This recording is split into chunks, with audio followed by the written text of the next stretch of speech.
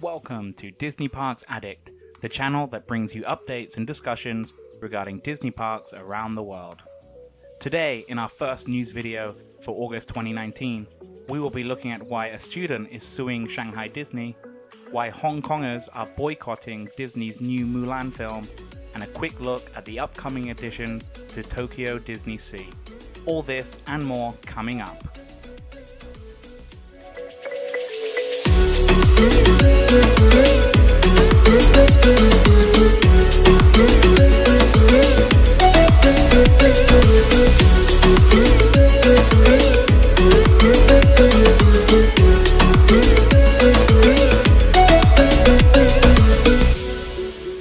Let's start off with some news from Shanghai.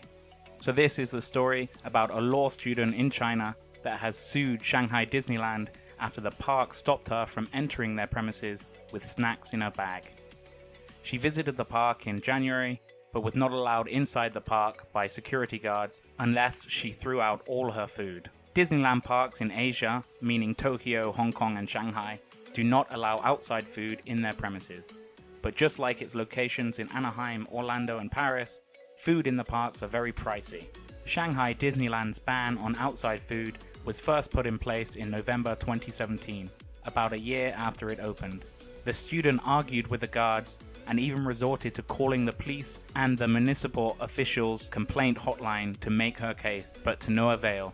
She was still made to throw out her food before entering. The student believes the no outside food rule is a double standard and is in violation of her rights. When speaking to the Chinese media, she said many people may also feel that their rights have been violated, but did not sue. As a law student, it is our duty. She took her case to the People's Court of Pudong New Area, where Shanghai Disneyland is located, on April 23rd. She asked for the ban on outside food and beverages to be overturned, and for Disney to compensate her for the cost of her snacks, which amounted to around $6.60. The verdict is still pending. It turns out that many others have a problem with the rule as well. Users across Chinese social media platforms, including microblogging site Weibo, have spoken out against it and praised her lawsuit. According to AFP, the topic has garnered over 600 million hits and thousands of comments. One comment read, "Disney's rules are an example of double standards and discrimination against Asia." Other users complained about the high prices of food and drinks inside the park. According to Global Times China, a can of Pepsi costs 7 times the normal retail price. The China Consumers Association also released a statement supporting the student's lawsuit. Despite the backlash, Disney stuck by its rule. Speaking with Chinese state broadcaster CCTV, the company said that the Shanghai park's regulations are consistent with most of China's theme parks and Disney's other destinations in Asia. So my thoughts on this story: I think it is a little unfair that Disney doesn't permit any outside food into their Asian parks, but it's allowed in their Western Disney parks. They should be more consistent across the board. However, with Shanghai Disney, there is Mickey Town, which is an entertainment and dining district similar to Disney Springs. Mickey Town is accessible throughout the day by a small gate that leads straight into the park. If you are going to Disney on a budget, you can easily just pop out the park into Mickey Town for 30 minutes and grab a meal for under $5. I can understand that for the student, it's more about the principle than the loss of her food, but she should have checked the Shanghai Disney's website before trying to take in her own food. I will be following this story, so we'll let you know of any updates in the future. Moving on to the next news story, in Hong Kong, pro-democracy protests continued in the streets this month despite threats of Beijing's military force. The Walt Disney Company could find itself caught between the two sides, on and off screen.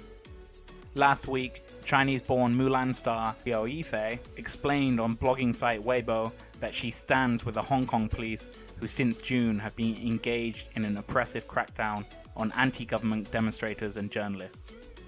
She wrote, "I support Hong Kong's police. You can beat me up now. What a shame for Hong Kong," and used the hashtag, "I also support Hong Kong police." Suddenly, Disney has found themselves to be in the middle of a global human rights issue, one which, at the moment, they're currently waiting out. Journalists have reached out to Disney to get their take on hashtag boycott Mulan, and they did not respond to requests for comment. The Twitter hashtag boycottmulan spiked to a global 75,000 on Friday. From what we gather at this point in time, the current hashtag boycottmulan social media outcry isn't expected to impact Mulan's release, which is March 27th in the US. Mulan has not been dated yet in China or Hong Kong. A title such as Mulan would be submitted to the government's China's propaganda department in late January, which assesses all releases, including imported pictures and homegrown products. Typically, mainland China lets a Hollywood studio know about a month prior what a picture's release date will be. With this boycott originating in Hong Kong, I think that people in China will deliberately go to see the movie to protest the boycott. All of this could be advantageous to the film. International film insiders are hopeful that while the current political situation in Hong Kong is extremely delicate, it could subside well before Mulan's release. It is also not unusual for a young Chinese-born actress like Yifei to be patriotic. While she was called out on Twitter for being a naturalized American citizen, Yifei's acting and modeling career was launched in China.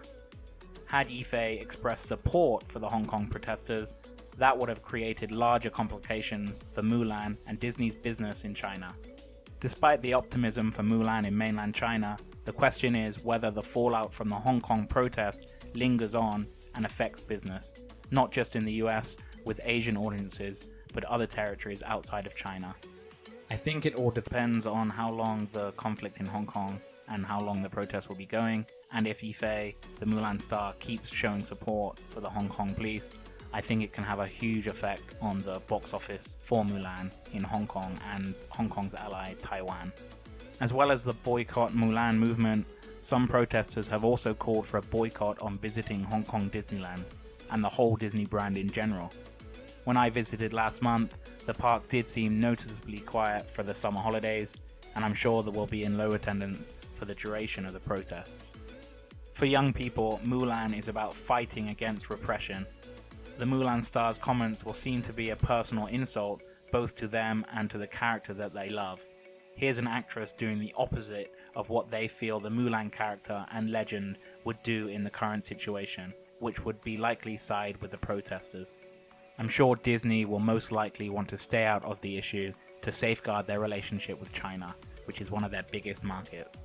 But I will be following this story and will let you know of any further advancements in the coming months. Next, I want to move on to the new expansion at Tokyo DisneySea, which will be officially named Fantasy Springs, which opens in 2022 or 2023. The largest expansion ever for Tokyo DisneySea will transport guests to the worlds of Frozen, Tangled, and Peter Pan's Neverland. The project will cost 250 billion yen, which is about $2.5 billion US, and includes 4 attractions, restaurants, shops, and a luxury hotel overlooking Tokyo DisneySea. Let's take a look at everything we know about the upcoming Fantasy Springs. It is set to open by the end of 2022 or the beginning of 2023 and will be built between Tokyo Disneyland and Tokyo DisneySea. This area is where the rumored third gate Tokyo Disney Sky was going to go. This new port consists of 3 areas inspired by Frozen, Tangled, and Peter Pan.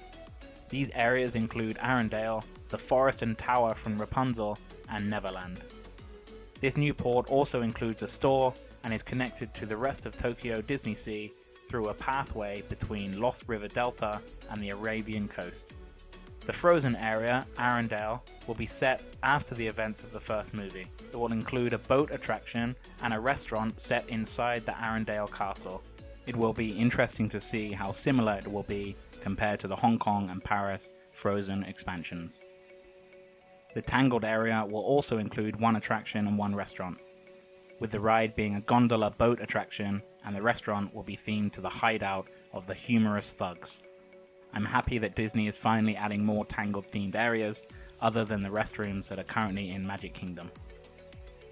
The last area is Peter Pan's Neverland, which will feature 2 attractions, a flying ride where guests will fly over the jungles of Neverland and battle Captain Hook, and an attraction based in the world of Pixie Hollow. The land will also have a restaurant inspired by the Lost Boys. The newest Disney hotel will be situated inside Tokyo DisneySea, similar to the already existing Hotel Miracosta. The hotel is above and around the magical springs that serve as the core of the new theme port story. The hotel will offer 465 deluxe and luxury rooms with either park or non-park facing views. It will also include 2 restaurants and a lounge. There is no official name for the hotel yet. Construction has started on this project, so we will be keeping a close eye on its development over the next couple of years. So think about subscribing to this channel if you want to stay up to date with development of Fantasy Springs. So, that was the roundup of the biggest news stories over August regarding the Asian Disney parks. If you want to know more about the announcements from the D23 Expo, then check out my previous video discussing all 26 attractions and updates announced. And if you're addicted to Disney and want to keep up to date with all the news and the future updates of the Disney parks, consider subscribing to my channel. And if you enjoyed this video, please click the like button or comment down below. Thanks for watching.